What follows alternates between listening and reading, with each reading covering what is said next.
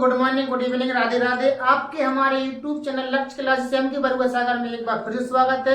दोस्तों, आज हम आपके सामने लेकर के आए हैं क्लास 10th वालों के कुछ मोस्ट इम्पोर्टेंट क्वेश्चन जो आपकी यूपी बोर्ड एग्जाम 2025 और 26 में आपके आने वाले हैं। यानी कि यही क्वेश्चन आपके क्वेश्चन पेपर में आपको देखने के लिए 100% आपको मिलेंगे। दोस्तों, वीडियो शुरू करने से पहले यदि आपने अभी तक हमारे YouTube चैनल को सब्सक्राइब ना किया हो तो YouTube चैनल को सब्सक्राइब करिएगा और बेल आइकन घंटी दबा दी, जिससे कि जब भी मैं आपके लिए वीडियो लाऊं तो आपके पास सबसे पहले नोटिफिकेशन पहुंचे और आपकी कोई वीडियो मिस ना होने पाए। हम चलते हैं अपनी वीडियो की ओर। और वीडियो शुरू करने से पहले कुछ दो लाइनें हैं। आपकी पहली क्लास है मैथ की, क्लास 10th वालों के जो most important question UP board exam में आपको 100% देखने के लिए मिलेंगे। तो दो लाइनें आपकी लिखी हैं। सफलता की लड़ाई अकेली ही लड़नी पड़ती है, भीड़ तो जीत का उत्सव मनाने के लिए होती है। यानी जब तक आप सफल नहीं हुए हैं तब तक आप अकेले हैं और आपको अकेले ही पढ़ना है, लिखना है और इस सफलता की लड़ाई को लड़ना है। जब आप सफल हो जाएंगे तो आपके आगे पीछे उत्सव मनाने के लिए बहुत सारी भीड़ आपके पीछे होगी और आगे भी। चलते हैं अपने पहले सवाल पर। क्या है आपका सवाल? तो पहला सवाल है आपका ऑब्जेक्टिव टाइप क्वेश्चन का कि एक द्विघात बहुपद के अधिक से अधिक शून्यांकों की संख्या। एक द्विघात बहुपद है, इसके अधिक से अधिक शून्यांकों की संख्या क्या होगी? तो अधिक से अधिक शून्यांक क्या कहलाते हैं? शून्यांक। मान लो हमारा कोई भी द्विघात बहुपद है x² प्लस 5x प्लस के 6। ये आपका द्विघात बहुपद है। इसके शून्यांक कितने निकलेंगे? शून्यांक निकाल करके अगर आप देखेंगे तो इसके बराबर में 0 मानिए, क्योंकि शून्यांक निकालना आपको। द्विघात बहुपद को सॉल्व करिए। 6 एकम 6, 6 के ऐसे गुणनखंड तोड़िए, इसका जोड़ घटाना कितना आया? 5। तो x² प्लस के 3x प्लस के 2x, यानी कि 3 दूनी 6 और 3 और 2 5। हम आशा करते हैं कि आप लोगों को द्विघात बहुपद सॉल्व करना आता होगा। तो इसमें से क्या कॉमन आएगा? x। तो इधर बचेगा आपका x प्लस 3, इधर 2, इधर 6 लेके हैं तो 2 कॉमन आएंगे यहाँ से। तो 2 तिया 6 बराबर में 0। x प्लस 3 एक कोष्टक में रहेगा आपका, x प्लस 3 एक कोष्टक में और x प्लस 2 दूसरी कोष्टक में रहेगा। अब इसमें बराबर में 0, इसके 0 के बराबर मानो। x प्लस 3 बराबर 0 और x प्लस 2 बराबर 0। तो इसमें 3 को पक्षांतर करो, 2 को पक्षांतर। तो x बराबर -3, x बराबर -2। कितने शून्यांक निकले? 1 और 2। तो आपके ये 2 शून्यांक निकले हैं। तो यही कह रहे हैं कि द्विघात बहुपद के अधिक से अधिक शून्यांक क्या होंगे? तो अधिक से अधिक शून्यांक आपके कितने होंगे? 2 होंगे। कितने होंगे? 2। द्विघात बहुपद है तो आप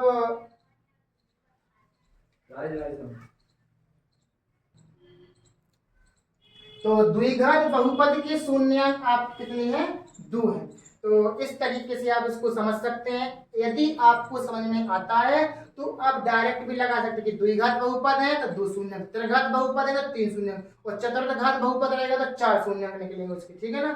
अब चलते हैं मोस्ट इंपोर्टेंट क्वेश्चन कि जो आपके पेपर में आना ही है। ये आपका दूसरा क्वेश्चन है, ये आपका आएगा ही आएगा पेपर में। 101% आपके पेपर में ये क्वेश्चन दिखाई देगा। बस आपकी ये संख्या बदल जाएंगी।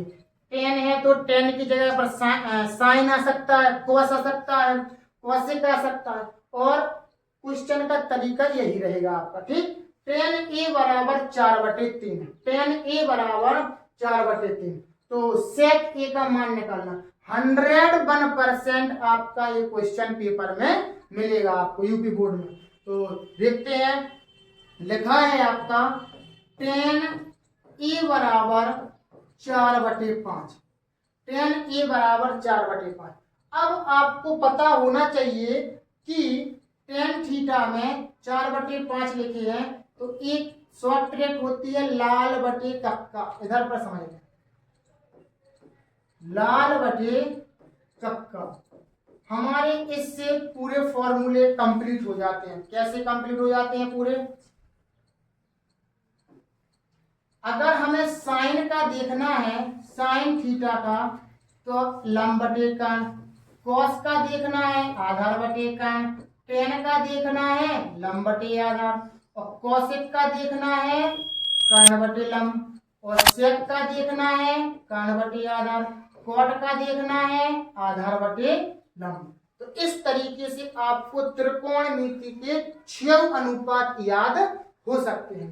तो टेन थीटा बराबर 4/5 है, तो टेन थीटा का मान क्या होता है? लंब बटे आधार। तो जी हो गया आपका क्या? लंब। और जी हो गया आपका आधार, यानी लंब का मान 4, आधार का मान 5। अब इधर पर आप बनाएंगे एक छोटा सा त्रिभुज इस तरीके से। थीटा का मान कितना है? ए है, तो ए इधर मान लिया, ए इधर, बी इधर, सी। लंब का मान 4, आधार का मान 5। जी आपका थीटा कोण इधर पर है, तो जी लंब है और जी आधार। कर्ण का मान आपको क्या करना है जी? निकालना है। तो कैसे निकालते हैं कर्ण का मान? आपको पता होना चाहिए। कर्ण का मान निकालते हैं त्रिभुज एबीसी में। ऐसे मानेंगे त्रिभुज एबीसी में पाइथागोरस प्रमेय के द्वारा। पाइथागोरस प्रमेय, पाइथागोरस प्रमेय क्या होती है? कर्ण का वर्ग बराबर, कर्ण का वर्ग बराबर लंब का वर्ग प्लस में आधार का वर्ग। कर्ण का मान आपको निकालना है, लंब का मान 4 है, आधार का मान, लंब का मान आपका 4 है, आधार का मान आपका 5 है। 4 का वर्ग 16, 5 का वर्ग 25 बराबर कर्ण का वर्ग। 16 और 25 कितने हो गए आपके?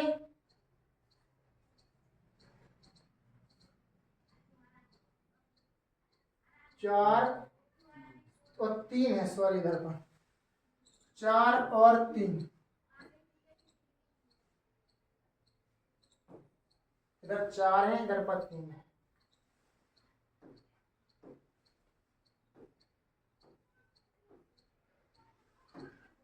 इधर पर 3 का वर्ग 9, 16 और 9 25। वर्ग हटाएंगे, इस पर रूट आ जाएगा, तो कर्ण की वैल्यू कितनी आ गई? 5। तो कर्ण का मान आपका कितना आ गया है? 5 आ गया है, यानी कर्ण की वैल्यू आपकी आ चुकी है 5। अब आपको मान काय का निकालना? सेक का। काय का निकालना है? सेक का। तो सेक थीटा बराबर आपको पता होना चाहिए फॉर्मूला। सेक थीटा बराबर क्या होता है? कर्ण बटे आधा। नीचे से ऊपर देखेंगे तो कर्ण ऊपर, आधा नीचे, कर्ण बटे आधा। तो कर्ण का मान है कितना? कर्ण का मान 5 है और आधार का मान कितना है?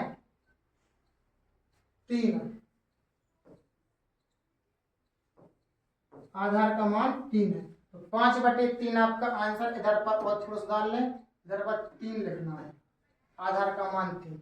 तो इस तरीके से ये आपकी प्रोसेस रहेगी। और ये सवाल आपको देखने के लिए जरूर मिलेगा पेपर में।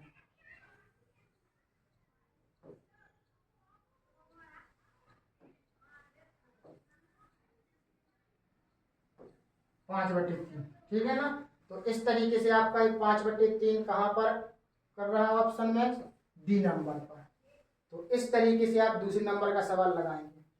तीसरे नंबर का सवाल देखते हैं, समांतर मार्ग। ये बहुत सरल सवाल है, 1 नंबर का आपको दिखाई देगा पेपर में। 3 से लेकर के 10 तक की धनात्मक सम संख्याओं का समांतर माध्य गुण। 1 से लेकर 10 तक के सम संख्या, तो 1 से लेकर पहले 10 तक की सम संख्या क्या होंगी? तो 1 से लेकर 10 तक की सम संख्या, 1 से 10 तक की सम संख्या, सम संख्या क्या होती है? 2, 4, 6, 8 और 10। 2, 4, 6, 8, 10 ये आपकी सम संख्याएं हैं।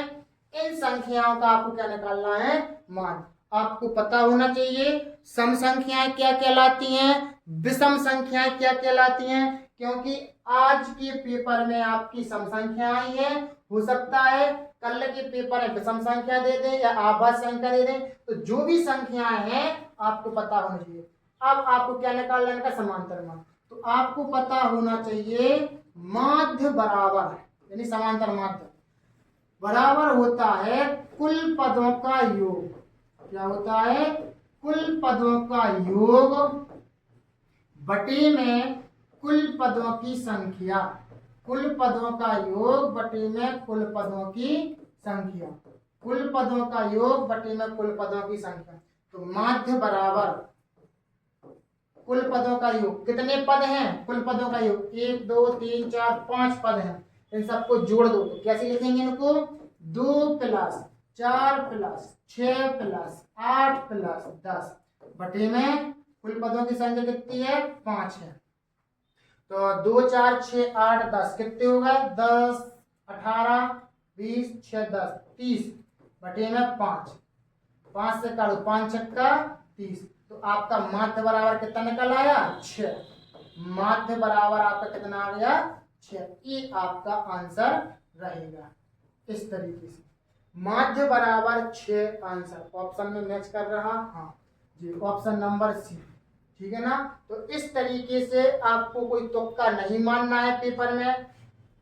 पहले आप सॉल्व करिएगा और सॉल्व करके फिर आप टिक मारें, ठीक है ना। ऐसा नहीं है कि 6 नहीं 5 की प्रैक्टिस सेट में हमने 5 सवाल मतलब 5 लगाया था उत्तर, तो पेपर ही 5 ही लगाया, लेकिन आना चाहिए है 6। अब देखो जी वाला क्वेश्चन भी आपको देखने के लिए मिलेगा। देखो निम्न चित्र में यदि टीपी और टीक्यू, जी टीपी कहाँ है? टीपी, जी पीटी बोल दो या टीपी, टीपी और टीक्यू, जी टीपी और टीक्यू ओ केंद्र वाले किसी वृत्त पर 2 स्पर्श रेखा है। जो केंद्र ओ है, ओ का वृत्त का केंद्र ओ है, इसकी जो स्पर्श रेखा है इस प्रकार है कि कोण POQ, जी अपने पास क्या है? OPQ, जी अपने पास 110 अंश है। तो कोण PTQ, कोण PTQ जो वाला कोण का मान बताना है भाई साहब। कैसे बताएंगे? ध्यान से सुनो, ध्यान से सुनो पूरा। जब किसी वृत्त पर कोई एक स्पर्श रेखा रहे, कोई सी भी स्पर्श रेखा रहे और केंद्र से कोई त्रिज्या ऐसी हो, कोई त्रिज्या लंब हो, यानी कि त्रिज्या खिंची हो, किसी स्पर्श रेखा पर कोई त्रिज्या खिंची हो, तो यहाँ पर 90 अंश का कोण बनता है। कितना बनता है? 90 अंश का। इधर 90 अंश का बना तो इधर पर भी अपना 90 अंश का कोण बनेगा। क्या बनेगा? 90 अंश का कोण। कैसे?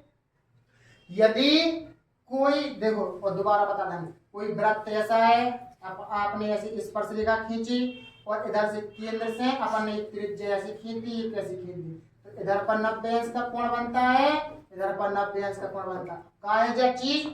सूत्र। आप इस तरीके से सूत्र समझें कि जब भी किसी वृत्त पर 2 स्पर्श रेखा हो, या एक ही मान लो, जैसे मान लो कोई वृत्त ऐसा है, हमने स्पर्श रेखा जब खींच दी, इधर से अपन ने ऐसा केंद्र मतलब केंद्र से अपन ने त्रिज्या खींच दी, तो इधर पर कितने अंश का कोण बनेगा? 90 अंश का। तो इस तरीके से हमारा एक फॉर्मूला काम करेगा यहाँ पर, ठीक है ना। अब दूसरी बात क्या चीज समझ में आ गई कि 90 अंश का कोण बनता है कब कब? जब स्पर्श रेखा पर हम कोई त्रिज्या ऐसी डाल दें, तो केंद्र से त्रिज्या डलती है तब 90 अंश का कोण बनता है, तब 90 अंश का कोण बनता है। तो हमें क्या निकालना है? जी अब ध्यान से सुनो, जी चित्र तो बन रहा, तो चित्र बन रहा तो कौन सी आकृति लेकर के बना? 1 भुजा, 2 भुजा, 3 भुजा, 4 भुजाएं। कितनी भुजाएं बन रही? 4 भुजाएं बन रही हैं। तो अब आप समझ सकते हैं थोड़ी सी बात, 4 भुजा बन रही और चारों भुजाओं में, 4 भुजाओं से कौन क्या चीज बनती है? चतुर्भुज। क्या बनता है? चतुर्भुज। यानी कि चतुर्भुज ऐसा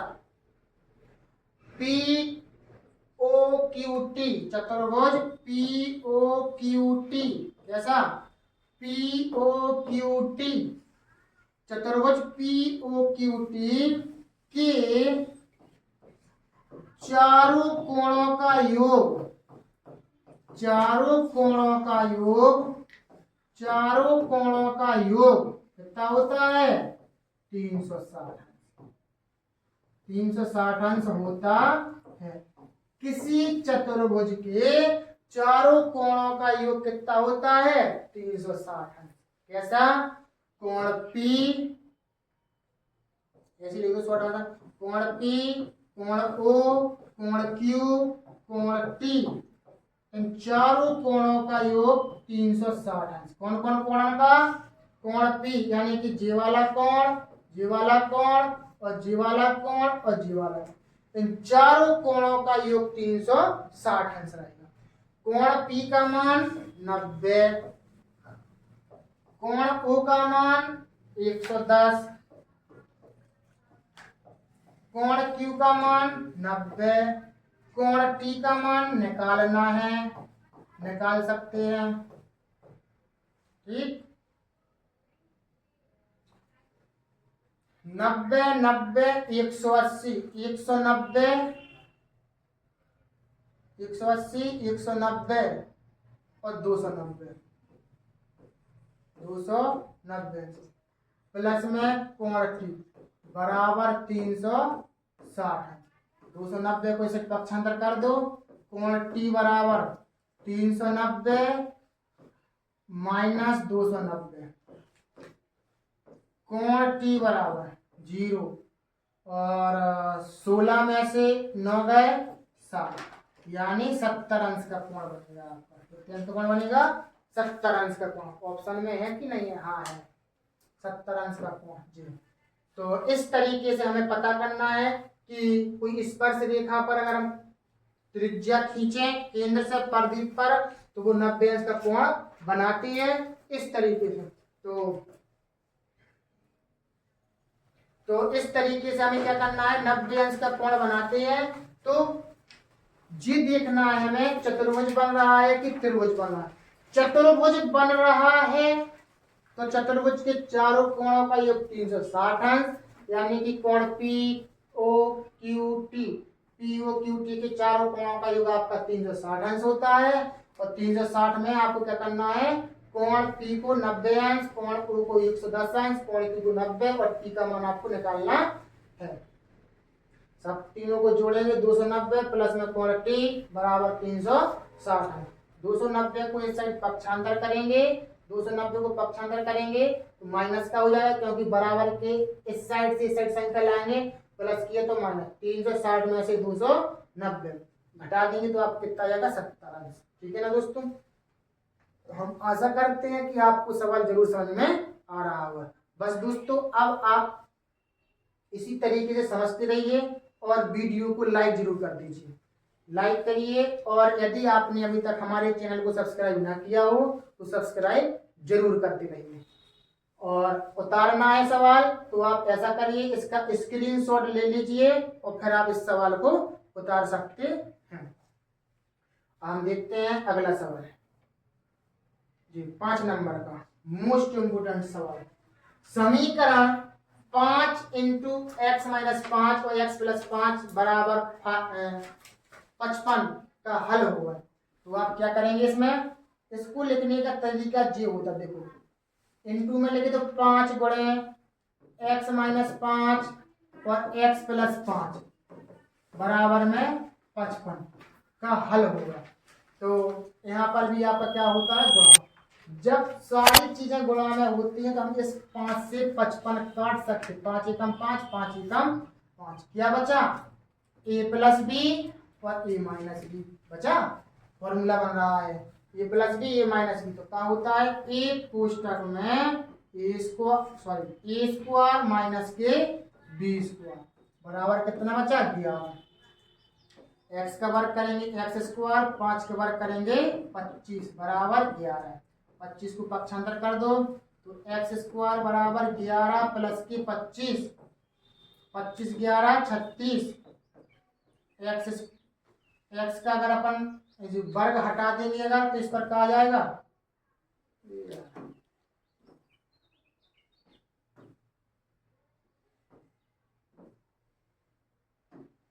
तो एक्स स्क्वायर बराबर में 36, वर्ग हटाएंगे तो 36 पर क्या आ जाएगा आपका रूट। तो एक्स बराबर 36 का वर्गमूल कितना होता है 6। तो जब रूट से बाहर संख्या निकालते तो एक प्लस की एक माइनस की आपकी आती है, प्लस माइनस की ये आपकी संख्या आएगी। तो इस तरीके से आपको ये सवाल लगाना था। तो आप समझ चुके होंगे कि 5 से पहले आपने 55 काटे तो कितनी बार 11 बार। ए प्लस बी ए माइनस ई फॉर्मूला बन गया, ए स्क्वायर माइनस के बी स्क्वायर बराबर 11। एक्स का वर्ग एक्स स्क्वायर, 5 का वर्ग 25, 25 को उससे पक्षांतर कर देंगे तो 11 प्लस 25, 25 से 11 36, वर्ग हटाएंगे तो रूट आ जाएगा, एक्स बराबर प्लस माइनस 6। अब 6वें नंबर का सवाल है, इसमें आपको क्या करना है, समीकरणों को सॉल्व करना है और अपने एक्स वाई के मान निकालना है। अब आप लोग एक्स वाई के मान निकाल सकते हैं, एक्स वाई के मान निकाल सकते हैं। बहुत ही सिंपल सवाल है कि 4 ऑप्शन भी दे रहा है आपके, एक्स के मान और वाई के मान आपको निकालना है। तो पहला समीकरण आपका क्या है, 2x प्लस के 3y बराबर में 18 है, पहला समीकरण ये है। और दूसरा समीकरण है आपका x माइनस के 2y बराबर में 2, x माइनस के 2y बराबर में 2। इन दोनों समीकरणों को आपको क्या करना है, हल करना है। तो दोस्तों किस तरीके से हम सवाल लगाएंगे देखते हैं। देखो, या तो समीकरण 1 या समीकरण 2 कि हमें एक्स एक्स के मान 1 से करने पड़त या फिर वाई वाई के मान 1 से करने पड़त। अब वो आप पर डिपेंड करता है कि आप एक्स एक्स के मान 1 से कर रहे हैं कि आप वाई वाई के मान 1 से कर रहे हैं। तो हम करेंगे वाई वाई के मान 1 से कर लो। कैसे करेंगे, गुणा करके। कैसे, समीकरण 1 में y का गुणांक है 3, तो समीकरण 2 में करने पड़े 3 से गुणा, और y का गुणांक कितना है इसमें 2, तो आप 2 का गुणा करना पड़े समीकरण 1 में। ठीक है ना, इस तरीके से तो करेंगे। समीकरण लिखेंगे इधर पर, समीकरण 1 में 2 से तथा समीकरण 2 में 3 से गुणा करने पर करें गुणा। देखो कैसे करते हैं, हम बता रहे हैं गुणा करना। इस 2 का गुणा इधर करने पड़त, इधर करने पड़त, इधर करने पड़त। 2 दूनी 4, 2 तिया 6, 18 दूनी 36, समीकरण नंबर तीसरा बन गया। पहला दूसरा हो गया, अब तीसरा बनेगा। अब 3 में का गुणा करेंगे इधर इधर इधर, तो 3 का गुणा x में करेंगे 3x, 3 का गुणा 2 में करेंगे 6y, 3 दूनी 6 और 3 दूनी 6, समीकरण नंबर चौथा। इस तरीके से अब समीकरण 3 और 4 को आप क्या करेंगे, हल करेंगे। समीकरण 3 और 4 को, समीकरण 3 क्या है, समीकरण 3 है 4x प्लस के 6y बराबर के 36। समीकरण दूसरा कितना है, 3x 6y बराबर के 6। अब इन दोनों समीकरणों को या तो आप जोड़ते हैं या घटाते हैं, 2 में से एक कुछ करना होगा, या तो जोड़ेंगे या फिर घटाएंगे। अब कैसे पता चले जोड़ेंगे घटाएं, किसके मान 1 से किया आपने, वाई वाई के मान। अगर एक वाई को मान प्लस को है, एक माइनस को है, तो आप जोड़ेंगे। क्या करेंगे, जोड़ेंगे। अगर एक प्लस माइनस का है, तो अगर दोनों प्लस प्लस के हैं, दोनों माइनस माइनस के हैं, तो आप क्या करेंगे, घटाएंगे। 4 3 7x प्लस माइनस कट गया, 6y प्लस के हैं, 6y माइनस के कट गया। 36 और 6 6 12 निकली, 2 आंसर लगे 1 3 और 1 4, 7 6 42। x की वैल्यू कितनी आ गई, 6। x का मान आ गया 6। अब x का मान समीकरण चाहे आप 3 में रखो चाहे 4 में रखो, तो y का मान आ जाएगा। x का मान समीकरण 3 में रखने पर, समीकरण 3 क्या है आपका, समीकरण 3 है 4x प्लस के 6y बराबर के 36। तो करो 4 गुणे x को मान 6 और 6y बराबर में 36। इस तरीके से 4x का मतलब होता है 4 गुणे x, x का मान 6, 6 चौके 24 प्लस के 6y बराबर 36। 24 को पक्षांतर कर दो इस साइड, तो 6y बराबर 36 माइनस के 24। 6y 36, 6 में 4 गए 2, 3 2 गए 1, 6 दूनी 12, 6 दूनी 12। तो यानी आपका y का मान आ गया है 2। कितना आ गया आपका 2। y का मान आपका आ चुका है 2। तो इस तरीके से आपको सॉल्व करना था। y का मान 2, x का मान 6, x का मान 6, y का मान 2। कोई ऑप्शन मैच कर रहा है इस तरीके से? हाँ कर रहा है। कौन सा? Option number c. इस तरह से आपको सवाल इन समीकरणों को सॉल्व करना पड़ता है कि समीकरण 1, 2 को लिखो और 1, 2 में आप या तो x के मान 1 से करो या y के। हमने y के किए हैं। कभी कभार समीकरण किसी एक ही में गुणा करने पड़ते या फिर दोनों में गुणा करने पड़ते, तो हमें यहाँ पर दोनों में करना पड़ता। इसका गुणा करते समीकरण 1 में और इसके गुणा को गुणा करते हैं समीकरण नंबर 2 में। करके समीकरण 3, 4 बनते हैं और 3 और 4 को या तो जोड़ते हैं घटाते हैं। हमने बता दिया कब जोड़ते हैं, जब एक संख्या प्लस की एक संख्या माइनस की, जिसकी मान 1 से की। अगर y की मान 1 से की है तो y के पदों को देखना पड़ता है। 1 प्लस 1 माइनस का तो जोड़े, अगर 2 प्लस प्लस के तो घटाते, 2 माइनस माइनस को तो भी घटाते अपन लोग। ठीक, जोड़े तो x का मान 6 निकला, x का मान समीकरण 3 में रखो तो आपका y का मान निकल आया है 2। अब देखो मोस्ट इंपोर्टेंट सवाल, ये आपको 100% मिलने वाला सवाल। दो बिंदुओं की बीच की दूरी, यदि दो बिंदुओं x माइनस के 1 और 3,2 के बीच की दूरी 5 इकाई तक x का मान ज्ञात है। करके दिखाएं हमें क्या आ रहा है आपका p का मान, ठीक है नहीं x का मान। फॉर्मूला हम बता दे रहे हैं आपको क्या लगाना है। तो पहले p का मान क्या दे रहा है देखो, समझा दे थोड़ा सा पहले। तो इसमें क्या कहना चाह रहा है, कोई आपकी रेखा है, एक बिंदु G मान लो, एक बिंदु G मान लो, इसको मानो P, इसको मानो Q। बिंदु P के निर्देशांक है x, -1 और Q के निर्देशांक है 3,2। इधर पर P दे रहा है, Q है, Q के निर्देशांक 3,2 के बीच की दूरी 5 इकाई है। इधर से लेकर के इधर तक की दूरी कितनी है? 5 इकाई है। तो भी कह रहा है इसका निर्देशांक बताओ। कोई दिक्कत नहीं, आपको पता होना चाहिए। इसको मानते x1, इसको मानते y1, इसको मानते x2, इसको मानते y2। दो बिंदुओं के बीच की दूरी का फॉर्मूला d बराबर रूट के अंदर x2 माइनस x1 का whole square plus y2 minus y1 का whole square. x2 minus x1 का होल स्क्वायर और y2 माइनस y1 का होल स्क्वायर। जो जी आपको ये दे रहा है ना, ये 5 इकाई, 5 इकाई क्या है? ये दूरी है, d का मान दे रहा है जो तुम्हें, तो रख दो मान, d का मान 5।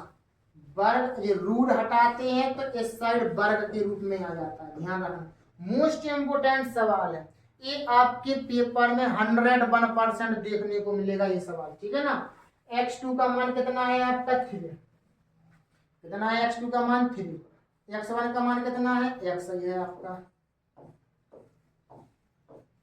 y2 का मान कितना है 2 और y1 का मान एक फॉर्मूला का माइनस और y1 का मान माइनस का प्लस के 1 होगा। ये आपको 5 का वर्ग 25, 3 माइनस x का होल स्क्वायर, 2 और 1 3, 3 का वर्ग करेंगे तो 9, ठीक है ना। 3 का वर्ग करेंगे तो 9, 2 और 1 3, 3 का वर्ग करेंगे तो 9, 9 को आप क्या करेंगे सही पक्षांतर, 25 माइनस के 9 बराबर 3 माइनस x का होल स्क्वायर। 25 में से 9 अपन घटा देंगे तो कितने बचेंगे 16, वर्ग हटाएंगे तो इस पर क्या आ जाएगा रूट 3 माइनस एक्स। 16 का वर्गमूल कितना होता 4, 3 को पक्षांतर कर ले आओ, प्लस के 3 है तो माइनस के 3, तो माइनस पर एक्स बचा इधर पर। 4 में से 3 है कितना बचा 1 बराबर माइनस एक्स का भाग देंगे, माइनस का भाग देंगे तो माइनस के 1, एक्स की वैल्यू कितनी आ गई माइनस के 1। देखते हैं आंसर मैच कर रहा है कि नहीं। यह माइनस चिन्ह, हाँ, और इसमें एक्स का मान 1 तो आ गया लेकिन माइनस का आ रहा अपना। x2 का मान 3 और x1 का मान x सही है, ठीक है।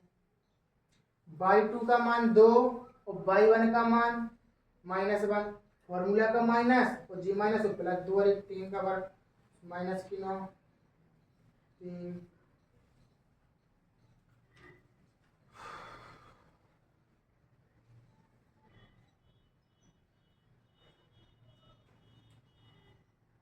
हाँ, इसमें ऐसा भी तो कर सकते, वर्ग से रूट से बाहर निकला तो एक संख्या प्लस की हो सकती है, एक संख्या माइनस की हो सकती है। तो इसमें अगर अपन प्लस की लेंगे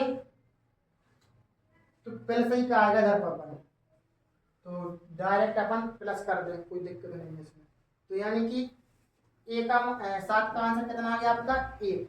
यानी कि यदि दो बिंदुओं के बीच की दूरी 5 है, दो बिंदु जी है x -1 x, -1 और 3, इन दोनों के बीच की दूरी ये, तो x की वैल्यू निकालना है। तो d बराबर रूट के अंदर x2 -x1 का होल स्क्वायर, y2 -y1 का होल स्क्वायर। इस तरीके से आपको एक फॉर्मूला लगाना है। 8वें नंबर का सवाल देखो। 8वें नंबर का सवाल एक आपके त्रिकोणमितीय अनुप्रयोग वाला सवाल है। आप लगा सकते हैं सवाल को, लगाइए।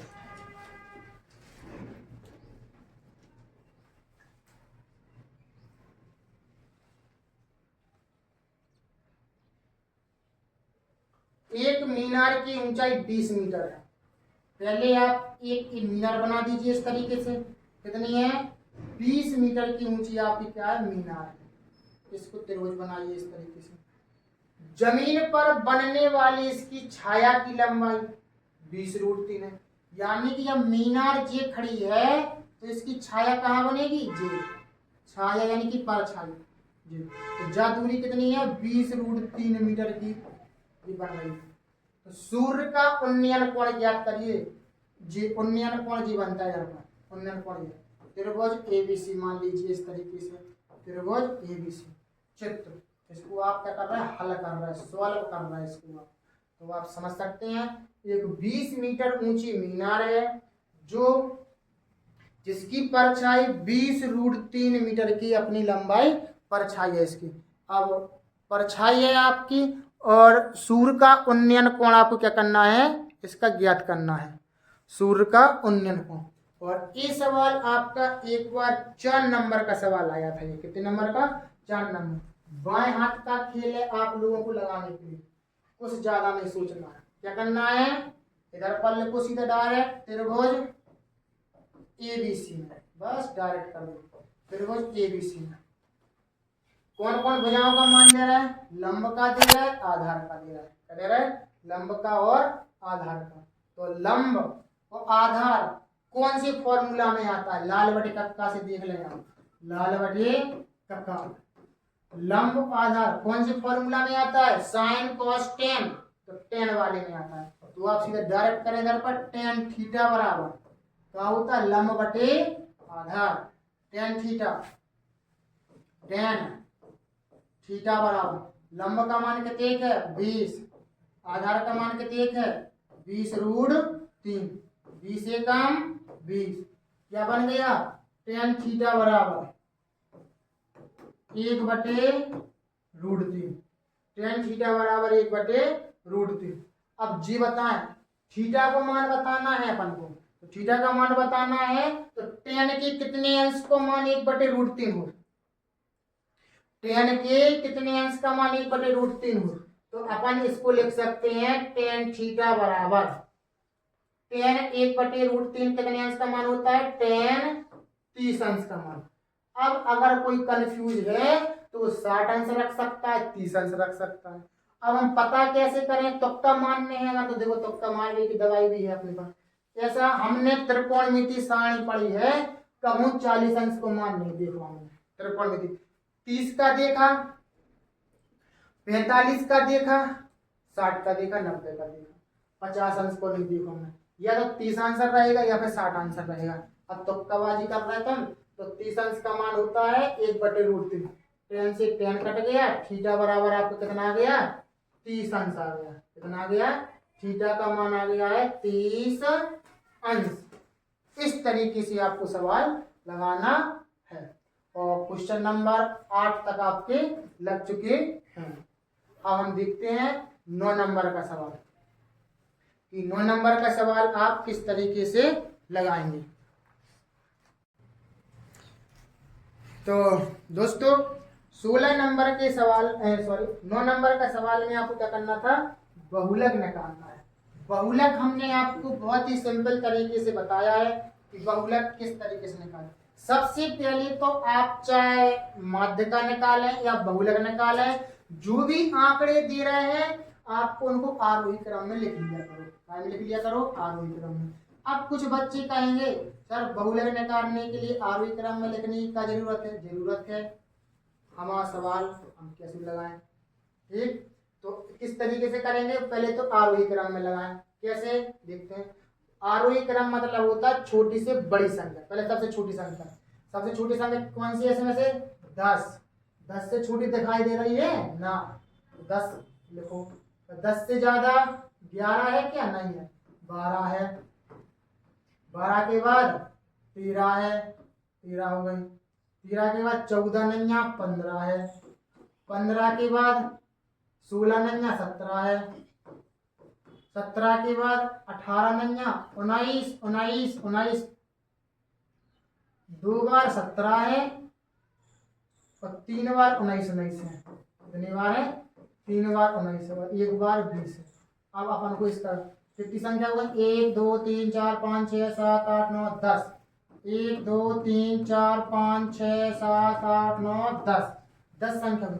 अब बहुलक, बहुलक क्या कहलाता है, बहुलक देखो, बहुलक का मतलब क्या है। बहुलक देख के पता कर लेते हैं कि इसका बहुलक क्या है। तो जिस संख्या की आवृत्ति, जिस संख्या की आवृत्ति अधिक बार हो, अधिक बार हो, जिस संख्या की आवृत्ति अधिक बार हो वही संख्या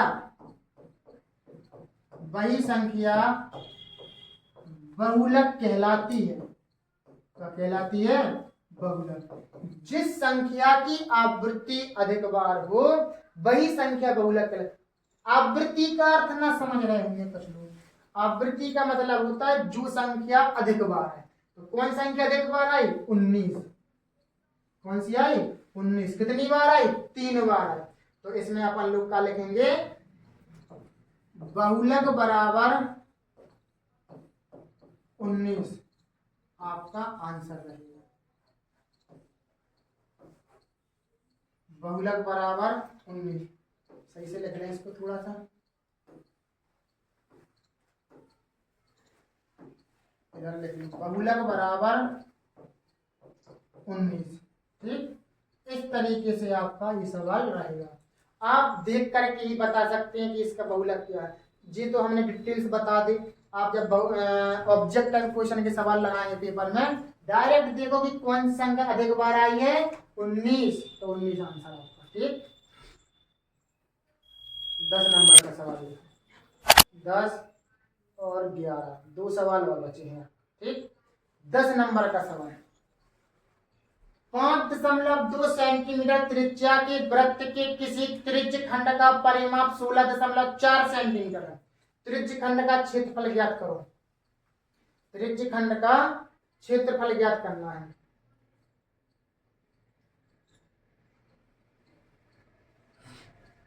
तो 5.2 सेंटीमीटर त्रिज्या के वृत्त के त्रिज्य खंड का परिमाप 16.4 सेंटीमीटर है। तो त्रिज्य खंड का क्षेत्रफल ज्ञात करिए। तो त्रिज्य खंड का क्षेत्रफल देखो कैसे, आपके पास जी वृत्त है, वृत्त से जे केंद्र है, केंद्र से एक त्रिज्या जे गई, एक त्रिज्या जे गई, जे का कहलाता है त्रिज्य खंड कहलाता है। त्रिज्या जे 5.2 है और जे भी 5.2 है जी, और जे आपकी क्या है, एल है, क्या है जी, एल लंबाई, जो ओ मान लो, इधर पर ए मान लो या इधर पर बी मान लो। तो देखो परिमाप दे रहा है अपन को, त्रिज्या दे रहा है 5.2 सेंटीमीटर, परिमाप दे रहे हैं 16.4 सेंटीमीटर। निकालना का है त्रिज्य खंड का क्षेत्रफल, क्षेत्रफल निकालना है आपको। तो किस तरीके से निकालेंगे क्षेत्रफल, तो क्षेत्रफल निकालना है,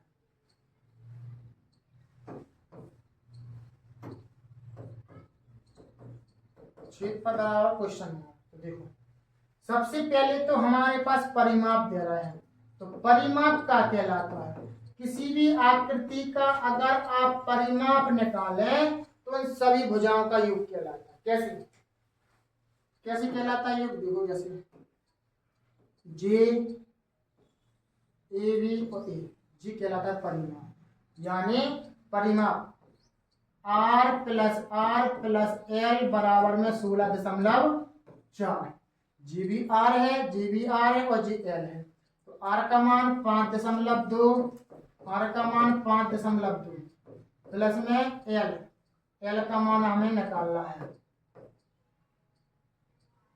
तो जोड़ दो, 2 2 4, 10.4 प्लस में एल 16.4, इसको पक्षांतर कर दो, तो एल बराबर 16.4 माइनस 10.4, तो 16 में से 10 चलेगा तो कितनी बची, 6, और 0.4 भी सब खत्म, तो इतने 6 सेंटीमीटर एल को मान। अब आपको त्रिज्य खंड का क्षेत्रफल बताना है। त्रिज्य खंड का क्षेत्रफल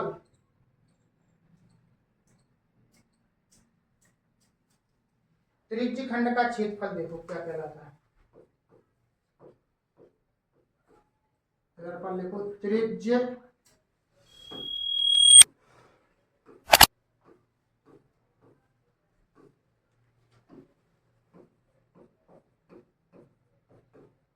त्रिज्य खंड का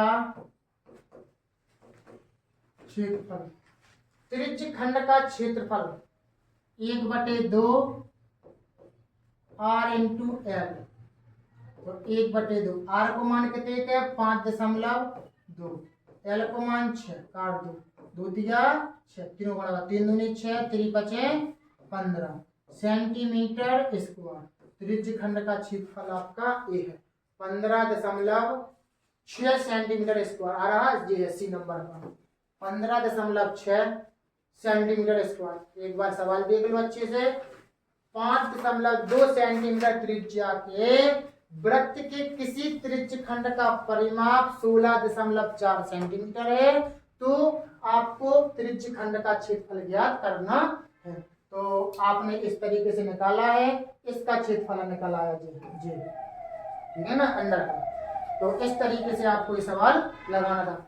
आर दे रहा, परिमाप दे रहा, ये फॉर्मूला होता है परिमाप बराबर आर प्लस में एल बराबर 16.4, आर का मान रख दो, एल का मान निकाल दो। त्रिज्य खंड का क्षेत्रफल क्या होता है, 1/2 आर गुणे एल। इस तरीके से आपका ये लगना था।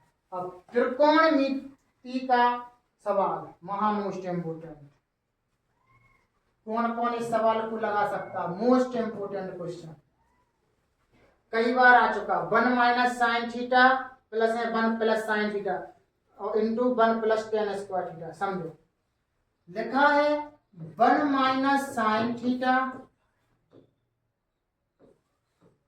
और 1 + sin theta, 1 + tan square theta, 1 + sin theta, 1 - sin theta और 1 + tan स्क्वायर थीटा। तो इस तरीके से a + b इसको मानो, a - b इसको मानो, a + b a - b क्या बन गया, a² - b² और बड़ा 1 प्लस टेन स्क्वायर थीटा क्या होता है? 1 प्लस टेन स्क्वायर थीटा होता है सेक स्क्वायर थीटा। क्या होता है? Sec square theta. सर्व समीका से 1 प्लस टेन स्क्वायर थीटा बराबर क्या होता है? Sec square theta. एक का स्क्वायर माइनस के साइन स्क्वायर का बनेगा इसका, एक का वर्ग एक, साइन का वर्ग साइन स्क्वायर थीटा। अब सेक स्क्वायर थीटा को अपन क्या लिख सकते हैं? अभी बाद में करना चाहिए। 1 माइनस साइन स्क्वायर थीटा का होता है कॉस स्क्वायर थीटा, और सेक को क्या लिख सकते हैं? 1 अपॉन कॉस स्क्वायर थीटा लिख सकते कि नहीं? कॉस से कॉस कट गया, क्या बचा आपका? एकन्ना एक। ये आपका क्या कहलाएगा?